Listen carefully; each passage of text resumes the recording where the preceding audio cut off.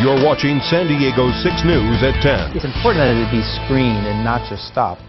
Another plot twist. Sony Pictures' controversial movie The Interview will hit theaters after all, despite threats. We'll tell you which San Diego cinema has signed up to show it. I mean, it really makes you wonder, how safe it is to travel.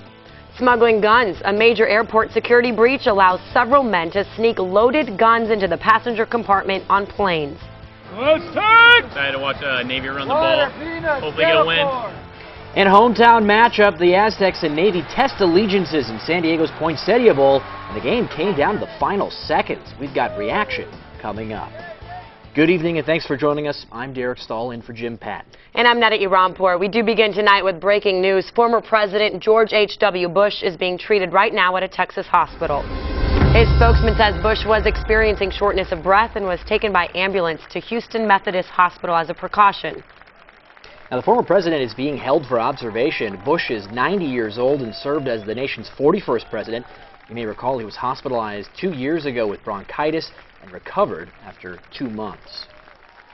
Well, it's a lively night at Qualcomm Stadium. The Aztecs matchup against Navy in the Poinsettia Bowl just ended minutes ago. San Diego 6's Amanda Shotsky joining us live from there with the game highlights and fan reaction. Amanda.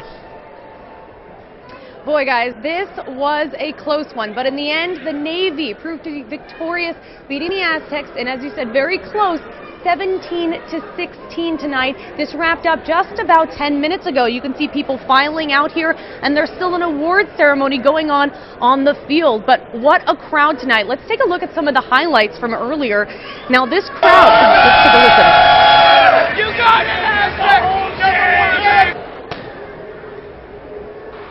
The crowd was energized, as you can hear, on both sides for this interesting matchup, and it was a close game with the Aztecs starting off with a strong 3-point lead in the first quarter, with the score fluctuating back and forth. But really, this is all about spirit, and game directors say when it comes to fans, the Navy always brings it. The team is responsible for the Poinsettia Bowl's largest crowds ever. Now tonight, around 34,000 fans packed into Qualcomm. Earlier, we asked people why their team deserved to win. Because of their dominant offense, and I like how they run the ball all the time, don't pass. Rocky Long does a great job against the option, so we're pretty confident that we're going to have a good show today. Now, as we said before, this was such a close game. Actually, when we arrived here a little bit earlier, the Aztecs were winning by 2 points. Just at the very end, the Navy pulled it out for that 1-point win. As you can see back here live, there's an award ceremony going on the field. And you know, guys, this is just the beginning of the bowl games. The Holiday Bowl, as you might remember, comes up this weekend on Saturday with Nebraska facing off against USC. For now, reporting live in Qualcomm, Amanda Shotsky, San Diego 6 News. Amanda, thanks. In basketball, San Diego State's Dwayne Poley is now out of the hospital and recovering at home after collapsing during the game against UC Riverside. Coach Steve Fisher says Poley is alert and responsive and was taken to the hospital purely for observation. Poley fell face first last night right near the key. The crowd at Viejas Arena gave him a standing ovation as he was wheeled off the court by a stretcher. His teammates gave him fist pumps, and Poley responded with pumping his fist towards fans. No word tonight on what caused that collapse. Independent theaters across the country plan to air The Interview, including Digital Gym Cinema here in North Park. It's important that it be screened and not just stopped. Big chains decided not to screen The Interview after threats against Sony, but 250 independent theaters nationwide wrote written requests to play the movie. Digital Gym Cinema was the only one selected in San Diego. Moments after their announcement tonight that they'll play the movie, their website started crashing, their phone was ringing nonstop. A mainstream comedy like The Interview is not at all what this theater of 50 seats normally airs. I spoke with the executive director who said he's playing the movie because censorship should never be allowed in the U.S.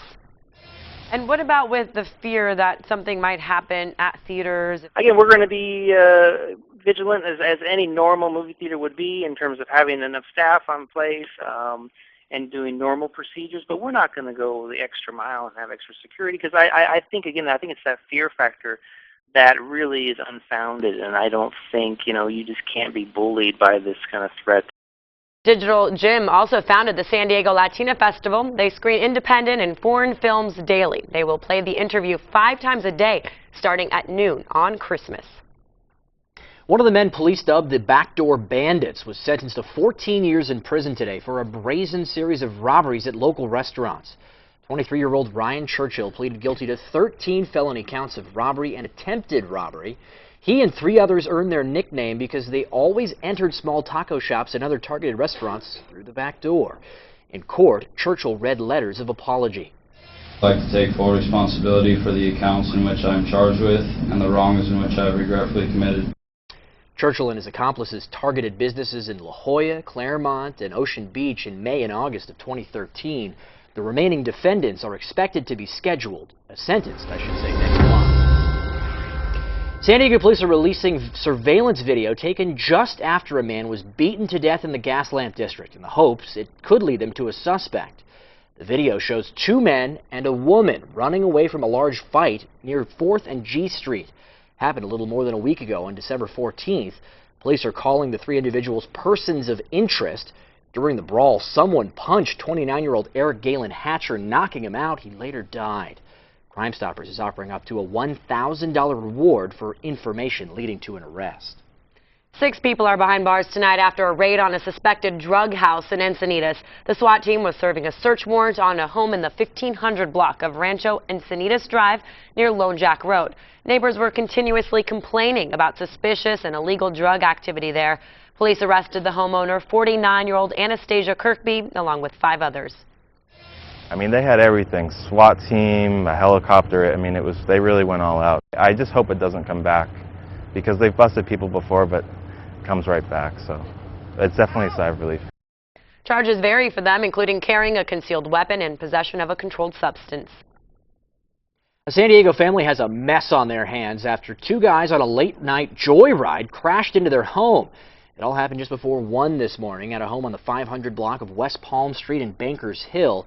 Police say the 2 were joyriding in a sports car and crashed into a garage.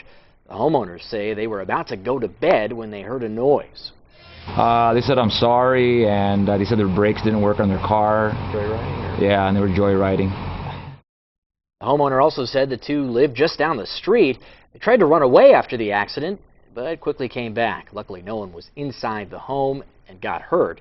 The 21-year-old driver and his 16-year-old passenger were taken to the hospital with minor facial injuries. No one was arrested, but the driver was cited. Well, we've got a heartwarming follow-up to a story we first brought you here on San Diego 6 News. Tonight, a Claremont family's Christmas cheer has been restored after many of their gifts were stolen from right underneath their Christmas tree. Yeah, with donations from many San Diego 6 viewers and local police officers, thousands of dollars in gifts were delivered to the Vargas family. Police say the family really touched their hearts. Thieves took all of their gifts over the weekend. Look at this. They even took a PlayStation the young boy had saved money for to buy for himself for Christmas. But now he has a second brand new PlayStation and so much more. It's a good feeling around Christmas time. There's still good people out there. They're willing to help others, strangers for that matter. The gifts included donated tickets from SeaWorld, the San Diego Zoo, and Legoland. The CHP hosted its annual gift giveaway to families and children in Logan Heights. The Chips for Kids Toy Drive campaign has been around for 25 years. Several patrol cars were loaded up with toys to be delivered to local kids. I think it's very important because this is my perspective, most of the time kids are afraid of the police, and this gives them another view of the police officers. They can see them as nice, friendly, they're your friend, they are approachable, someone you can come and talk to. The Chips for Kids event is a collaboration between the Highway Patrol and Berea Vision, a local TV station. What a day for surfing. What's known as king tide is making its presence known across San Diego beaches. Yeah, those waves will knock you over. One surfer in Pacific Beach said this was the best day she's experienced in 4 decades. Now, king tides happen twice a year due to the perfect alignment between the sun and the moon. People hit the water well before the sun was up today, getting the early high tide. They say waves were as high as 8 feet, and some describe the ocean like a washing machine, wiping out everyone who tried to hop on their boards. The long west-northwest swell elevated surf all day, mostly along west-facing beaches south of Del Mar. It was fabulous today. It was just amazing. It's probably the best day I've had out there. It was just wave after wave, big mammoth wave. You can still see the high waves tomorrow morning, but they'll be slightly lower than today.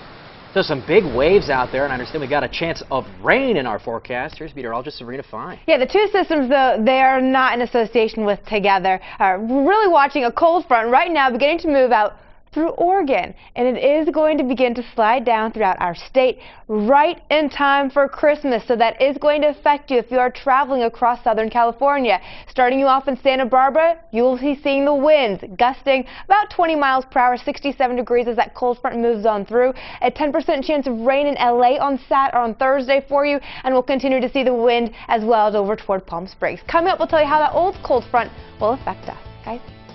Also ahead, hiding guns at 40,000 feet. A security breach at the airport has some passengers on edge during the nation's busiest travel season of the decade.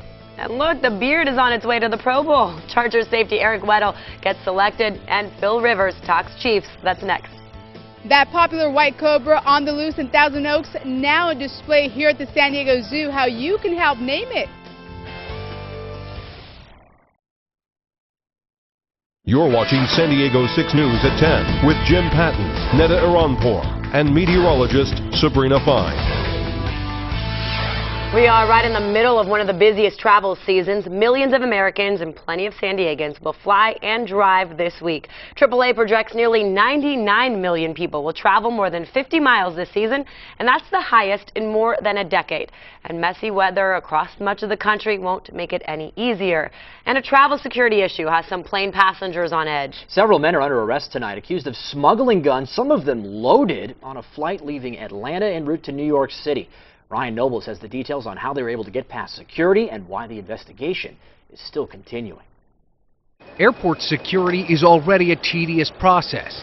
Now there are concerns that all that hassle still has dangerous flaws. That's not something that you want to hear going on, especially with the current trend of everything that's going on around the globe. Two men are accused of conspiring to smuggle as many as 153 guns and ammunition onto nearly 20 flights that took off at Atlanta's Hartsfield-Jackson International Airport and landed at JFK in New York. I mean, it really makes you wonder, how safe it is to travel. Eugene Harvey allegedly used his security clearance as a ramp agent for Delta to bypass security to get the guns to a former Delta employee, Mark Quinton Henry, in a restroom, who then carried them on board to New York. Harvey was arrested on Saturday. Henry was arrested on December 10th after landing at JFK. He had 18 guns in his carry-on bag. 7 of them were loaded. Both are being represented by the Federal Public Defender's Office, which has not commented. The Brooklyn DA said the investigation was part of a larger effort to get illegal guns off the streets. We were determined to get to the source of these guns, and our investigation led us down to the state of Georgia. Authorities assured travelers that despite the headlines, air travel remains very safe. In Washington, I'm Ryan Nobles reporting. The Brooklyn District Attorney says this is just the beginning of the case. A total of 5 people have been arrested in connection with the smuggling ring so far. Delta Airlines is cooperating. Chargers free safety Eric Weddle was just selected for the Pro Bowl for the 3rd time in his career. Weddle leads the Chargers with 105 tackles. You may recall the special we covered about his beard back in October. It is still growing, by the way, although he did shave his head. The Chargers say Weddle's knack for game-changing has helped the team several times this season. Most specifically, Saturday in San Francisco, his forced fumble in overtime led to the game-winning field goal. And that win against the Niners has kept the Chargers' postseason hopes alive. All they need is one more win against the Chiefs this Sunday, and San Diego is playoff bound. It went good. We had a good day. Obviously, it was an exciting win, and quickly got to put it behind us and get ready to go. You know, a few weeks ago, you know, I know a handful of us kind of said, shoot, you know, it's going to come down to Kansas City at the end, some way or another, one way or the other, and here it is. They play in Kansas City, 10 a.m. As for the Pro Bowl, Phillip Rivers, tight end Antonio Gates, and safety Darryl Stuckey were selected as alternates. The players were still selected by voting fans, coaches, and players. And the Pro Bowl is January 25th next year in Arizona. The two teams playing in this weekend's Holiday Bowl arrived in San Diego today to a lot of fanfare.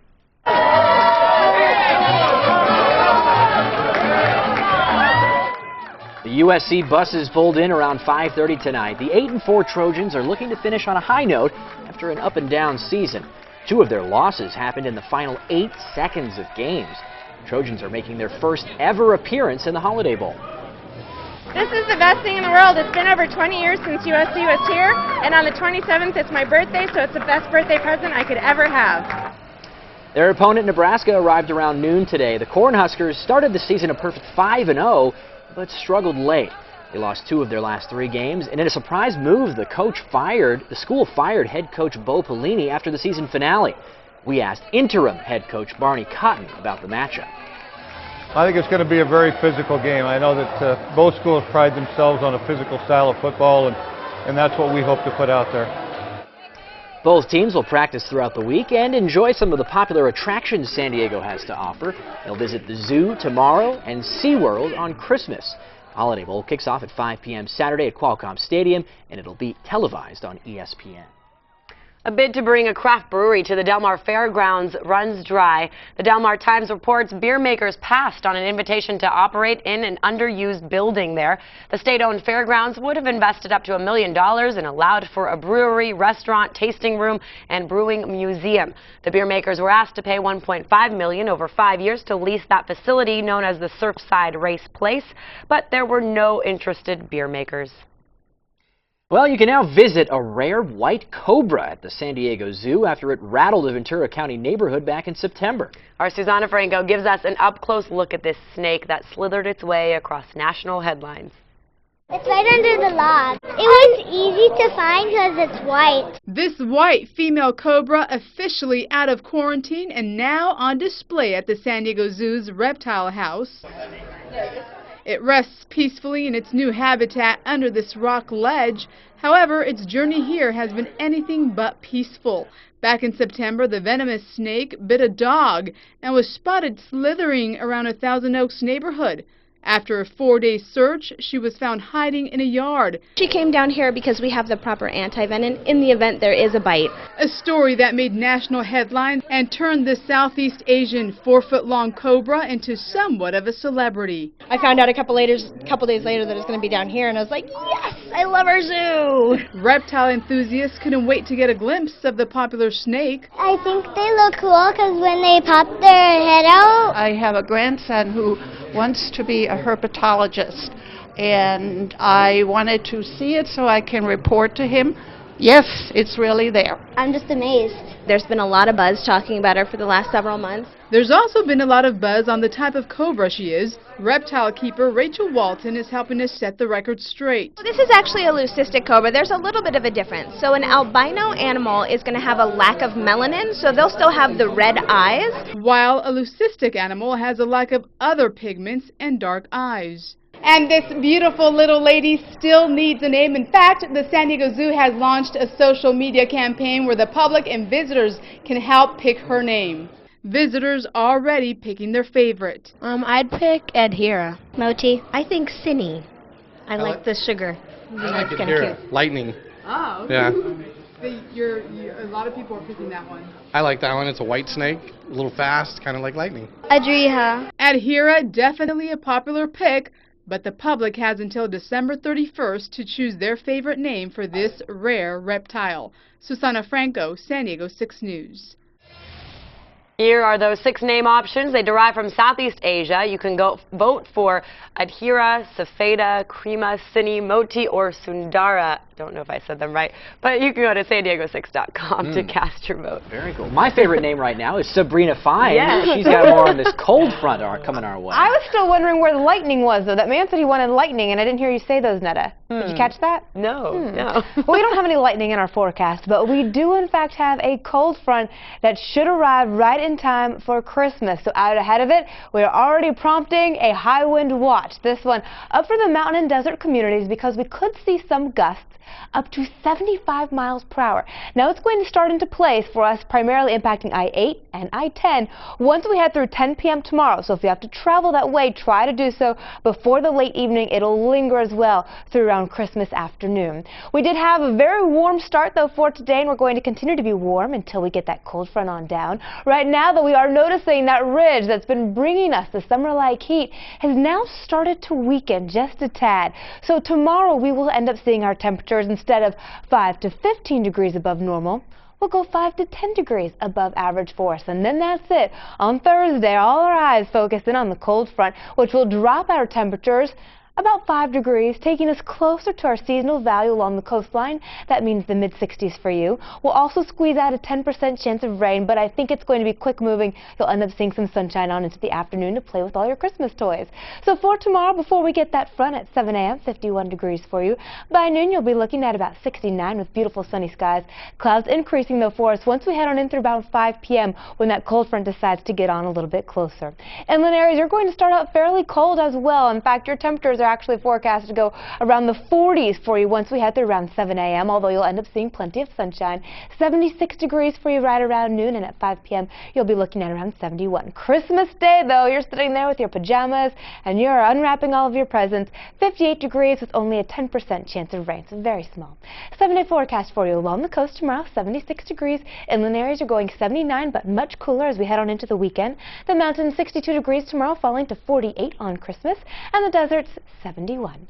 Let's look at your 7-day forecast, guys. Back to you. All right, might actually feel like Christmas on Christmas. With no That's snow, a good thing, I think. Yeah, thank you, Sabrina.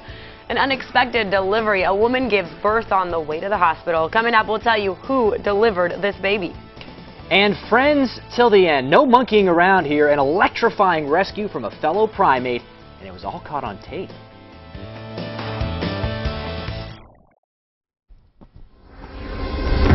Keurig is recalling 6.6 million of its popular single-serving coffee makers. The company says it's received 90 reports of burn-related injuries. The problem has been with model number K10, manufactured between December 2009 and July 2014. Customers can get more information from Keurig's website. They'll send you a free repair kit to any customer with an affected machine. This year, 71 vehicles earned the Insurance Institute for Highway Safety's top safety pick. There were just 39 last year. The Insurance Institute puts vehicles through various crash tests to measure how well they would protect occupants. The car maker topping the list this year, Toyota. It had the most vehicles, 12 in all. Honda had the second most award winners with a total of 10. New Year's Eve is still a week away, but investors can bust out the bubbly now.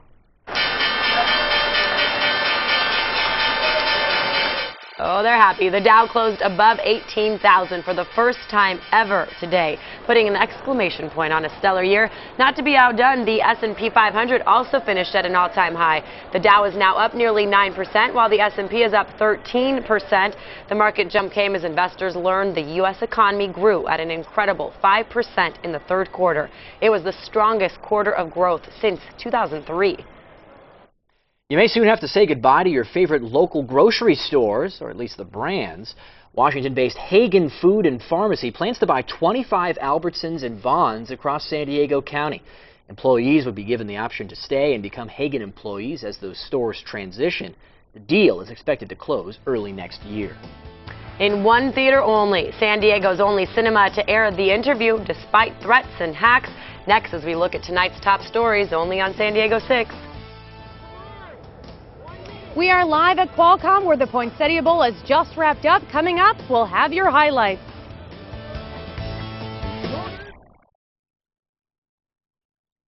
You're watching San Diego 6 News at 10.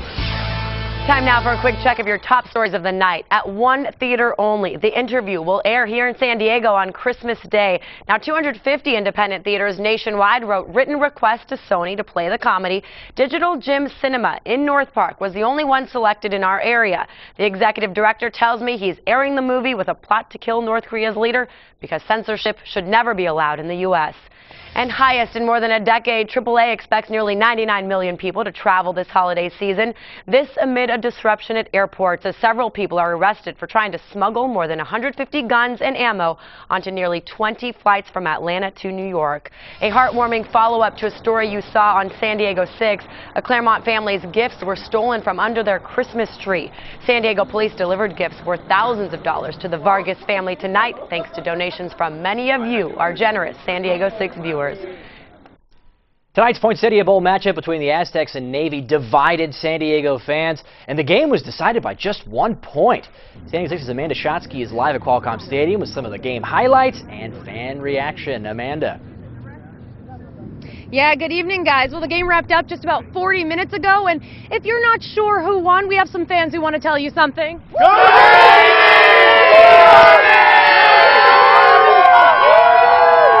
If you can hear that, it was the Navy.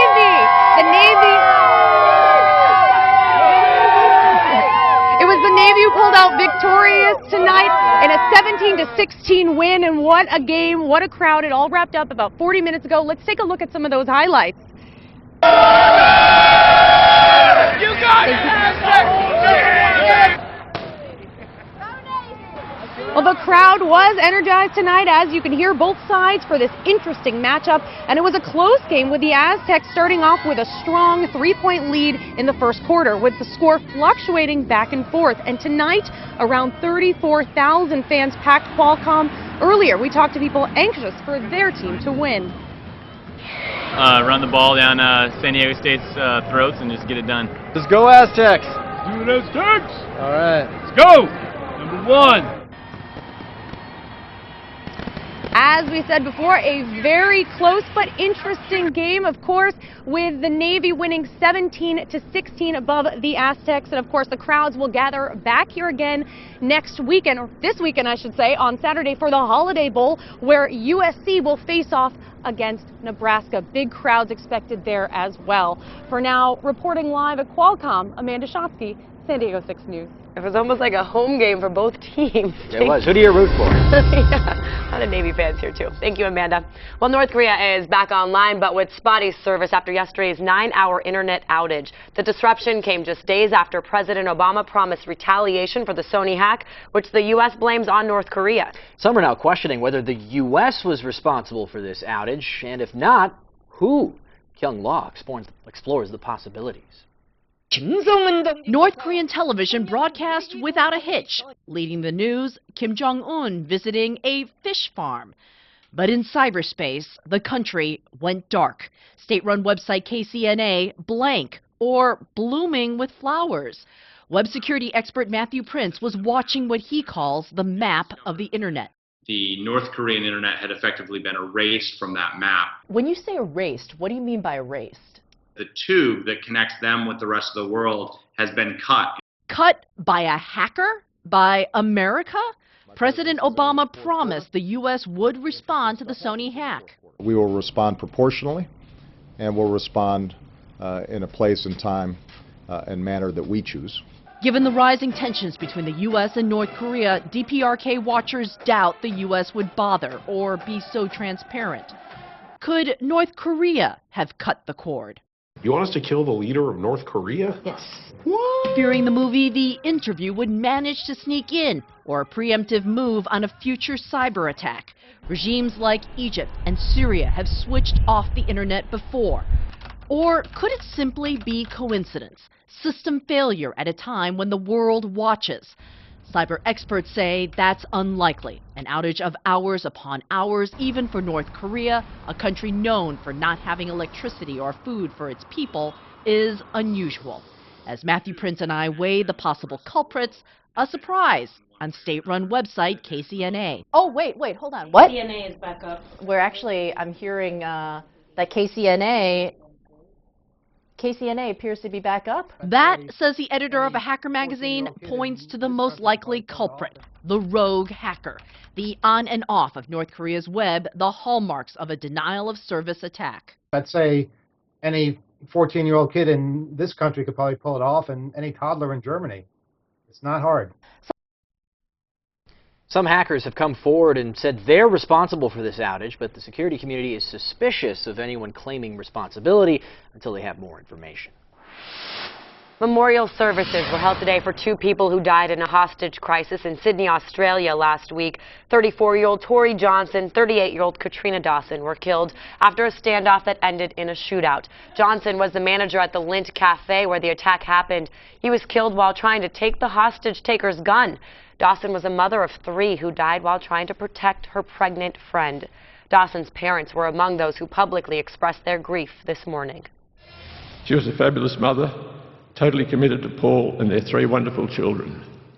How we wish she could have given them 38 and more such years. 17 people were held hostage in the Sydney cafe last week. The gunman was also killed after police stormed that building. The number of Americans signed up for Obamacare coverage next year now stands at 6.4 million. This includes nearly 2 million new customers who signed up as of December 19th. The rest are renewals, many of which were automatically done last week. The Obama administration has set a goal of just over 9 million enrollees for 2015. Open enrollment continues until February 15th. The U.S. government is paying Alan Gross $3.2 million, and that's to settle a lawsuit Gross and his wife filed in 2012. Gross was serving a 15-year prison sentence in Cuba for providing cell phones to Cuban Jews in 2009 for a U.S. aid program. He gained his freedom last week as part of the deal that restores American and Cuban diplomatic ties. He and his wife sued the U.S. and DAI for $60 million, claiming gross negligence. There were some tense moments at the U.S.-Mexico border when a woman began exhibiting possible signs of Ebola. Around 9:30 last night, San Diego fire crews responded to reports of a possible Ebola patient at the Otay Mesa port of entry. The woman, who was also pregnant, had nausea, vomiting, fever, and had actually recently traveled to Africa. It was later determined she had traveled to Nigeria, which is not one of the countries affected by the Ebola outbreak. She was taken to the hospital as a regular influenza patient. Well, an expectant mother and father in Iowa got an early Christmas present, a baby girl born 4 days early. And she was in such a hurry to come into this world, she couldn't even wait for them to get to the hospital. Kim St. Ong has their story. She's coming out! Where are you? She's coming out! Where are you? And I could just feel her. She was just coming out, and there was no stopping her.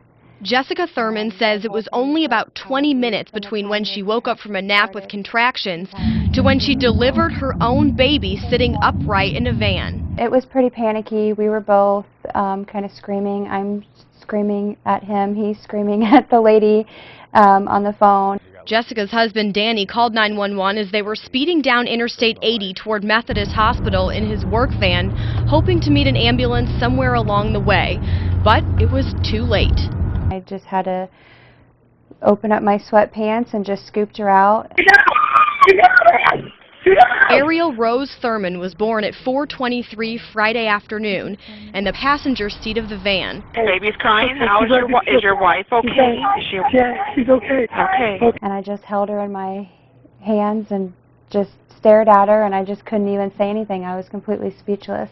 With the help of the 911 dispatchers, the Thurmans met the medics at a Casey's off the Altoona Bondurant exit, where the family was taken to the hospital. It was an experience, that's for sure. It was really scary. And now, 3 days later, when things have calmed down, this couple is thrilled. Doctors say their beautiful baby girl is 100% healthy. We got lucky, and she's beautiful, and she made it, she's healthy. And so is my wife, she's good, so it all worked out. She's beautiful, she's perfect. Whoa. But Mom was very calm. Yes, and just scooped her out. I can't forget Scooped her that out. description. I know. We all kind of... Scoop out our weather forecast, Sabrina. Okay, here's a quiz for you. Do you know where was the hottest spot in the entire country today? Here. Close. In Southern California, at least. It was actually into Oxnard. They got to 87 degrees. We were not shy from that, around 77 degrees. We've been under this warm air mass, but that's about to change with the cold front on into our forecast for us. Typically right around 64 degrees, and we should end up getting to that number when the cold front slices on through. Not only will it bring chilly air, but it will bring a chance of rain. So for tomorrow, ahead of that front, we'll end up seeing beautiful sunny skies, maybe a cloud here or there until we get to the late evening, increasing cloud coverage. I think once we head to around the 4 or 5 a.m. hour, we'll see that 10% chance of rain, and you can see it really blanketing the county, whether you're from Palomar Mountain all the way out over toward Chula Vista, maybe a heavier spot for you out over toward Ramona. Continuing to linger as well for Christmas Day, right at around 7 or 8 a.m. So when you're opening up those presents into El Cajon, maybe even out over toward La Mesa, you may see some light sprinkling activity going on, possibly lingering until we get to around that 10, 11 a.m. hour. By the way, it looks like snowfall will be capped at about 6,000 feet. So Mount Laguna, you may end up seeing actually a trace of snow on Christmas. That'll be fairly nice for you. Coming up, we'll talk about how temperatures will respond to this cold front. Guys? Dreaming of a white Christmas. All right, thanks, Sabrina. Straight ahead, a shocking rescue. A monkey's fight to save his furry friend. The electrifying footage. Plus a generous donation, how a Powerball winner is sharing the wealth. And delivering holiday joy door to door, how local police are playing the part of Santa Claus.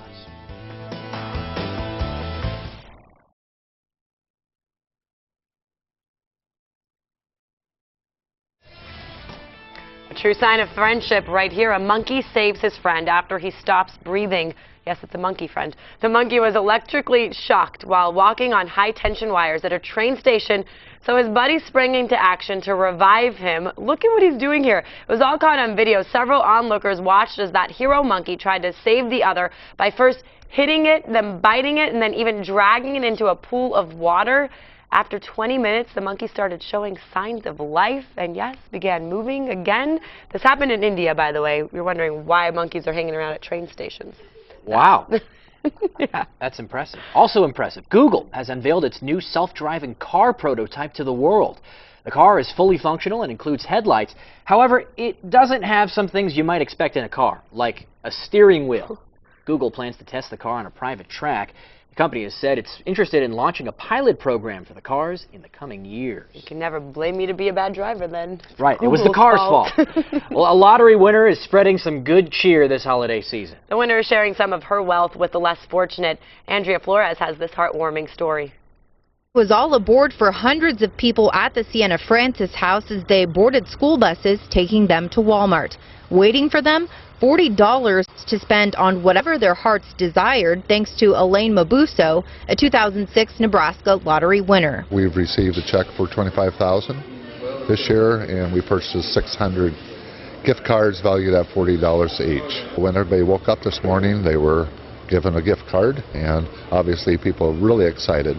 Guests at the Siena Francis house say excited is an understatement. I was shocked, couldn't believe it, grateful. I was in tears, you know, I couldn't be more grateful. And for Brooke Vacanti, $40 means the world to her, especially on her son's birthday. I didn't think I was going to be able to get my son, Caden, anything for his birthday. And so when I found out this morning that I had, you know, came into the $40 from Siena Francis to get, I was overjoyed. I can't even explain the feeling, really. He wants Legos. They're really into the Pokemon cards, things like that. And with overwhelming occupancy at the shelter in recent months, people at the shelter say this gesture, some might consider small, gives them something big to look forward to on Christmas. Thank you. A lot of appreciated people there. Now, the Salvation Army needs your help this holiday season. The nonprofit says they're well below their fundraising goals just 2 days before Christmas, and some of their programs are in danger. At last check, they still need to raise about $130,000 in Red Kettle donations by tomorrow. The Salvation Army provides food, jobs, and toys to needy families across San Diego. So if you want to help, drop change into any of their Red Kettles across the county. San Diego police officers played the part of Santa Claus today, handing out presents to dozens of kids in the South Bay. Merry Christmas! Officers from Southern Division went door to door delivering gifts to 90 underprivileged kids. School districts in the South Bay helped select the families, and police officers were more than willing to do the legwork. Well, it's important for us because myself, along with my two partners, we work juvenile services team, but just the department as a whole, we want to give back to the community, and what better way than to try to make the holidays a little bit better for these people. Officers will be handing out more toys tomorrow. The gifts were donated by several organizations, including Toys for Tots, the Jerry Griffin Memorial Toy Drive, the Pacific Regent Retirement Community, and a number of others. And in the hot days we had today, like, I feel bad for Santa with his big beard and the big jacket. It's got to be hot and sweaty in there. Sweaty under there. At least he's not having to deal with the torrential downpours and tornadoes like they have to deal with out over toward the southeast. We have some damage for you. This one, in fact, coming out of Mississippi today. There were 14 tornadoes reported in Georgia, Louisiana, and Mississippi. It does look like right now at this hour, tornado watches continue for our relatives who are out over toward Georgia and even pulling into Florida, at least until around 7 a.m. tomorrow morning. The spread of severe weather continues for Louisiana to Georgia tomorrow as well. So if you're traveling in that general direction, be advised, you may be dealing with some hail as well as some of those isolated tornadoes for you.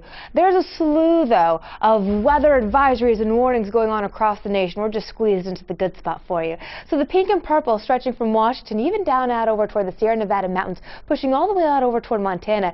Winter storm warnings are into effect there, and then the heavy rainfall that's provided with some of those thunderstorms throughout the southeast, prompting flood watches for portions of Georgia, pulling all the way out over toward the mid-Atlantic. So for tomorrow, if your travel plans take you anywhere from around 7 a.m., you'll be beginning to see a lot of that rainfall continuing to be found out over toward the Atlantic seaboard for us. So heavy rain there if you are landing. Maybe have to wait a little bit longer for your friends and relatives to pick you up. They might be traveling through that downpour. So looking for 2 to 4.5 inches of rain for our friends out over toward Louisiana, pushing all the way up through New England, and maybe even 2 to 8 inches of snowfall when it's all said and done by Christmas for folks out over toward Idaho and even out over toward Utah and pushing as well into Nevada. For us, though, we have a cold front knocking on our door. It's still further out over toward the northwest, and that's going to take some time to sit and drag itself on down. So until then, we'll continue to enjoy our temperatures for us, prompting them about 5 to 10 degrees above average for us tomorrow. That's probably about a 5-degree cool down to where we were for today. And then we'll continue to see temperatures slowly migrating closer to seasonal when that front knocks on our door as we head on in through around, say, Thursday. And then with that, we'll provide a 10% chance of rain. It's also putting up a high wind watch for our mountain and desert communities where we could see some gusts up to about 75 miles per hour. Until then, though, the story is the temperature. So tomorrow, one last day of continuing to be fairly warm for us as we head out at around 1 o'clock. The low 70s for our inland areas, maybe some of the upper 60s for the coastline for us. And then into the evening, instead of putting out cookies and some cold milk, probably want to put out some nice warm hot cocoa because temperatures found into the upper 50s for our inland areas and maybe even out over toward the 60s for the coastline for us.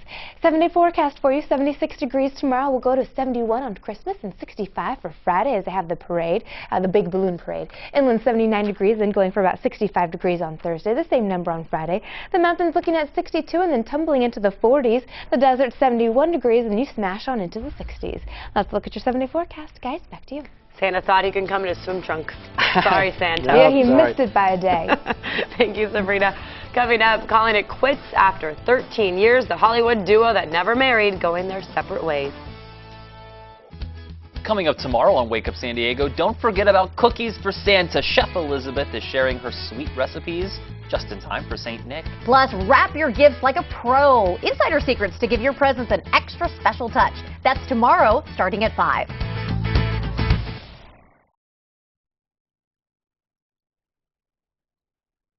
Radio personality Casey Kasem has finally been buried 6 months after his death.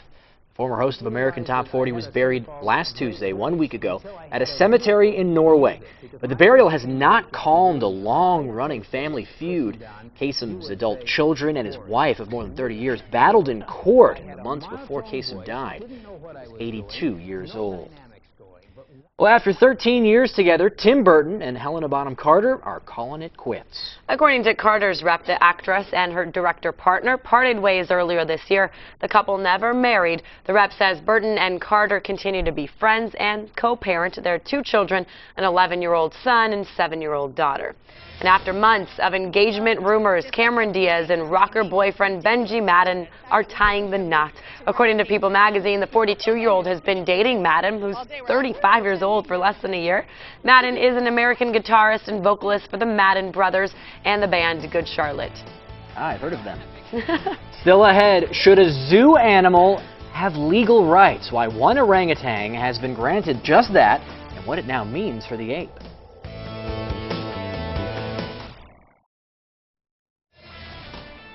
A court in Argentina has ruled that an orangutan is entitled to certain legal rights enjoyed by humans. Lawyers representing Sandra argue the orangutan was a non-human person being detained illegally in the Buenos Aires Zoo. Wow, well, the ape has lived at the zoo for the last 2 decades. Supporters hailed the ruling as a major win for animal rights. If the decision is not appealed, Sandra will then be moved to a sanctuary in Brazil. So what's next? Are orangutans going to have free speech? I mean, they can already pretty much say and do what Second they Amendment, want. You know, there was a similar case apparently in New York with a chimp, and that one was not, the chimp was not granted the same rights. Because I think the animals here are considered property. So we have different laws here, but an interesting case. Yeah. Thanks so much for watching. What's Sandra going to do? Bye-bye. Good night.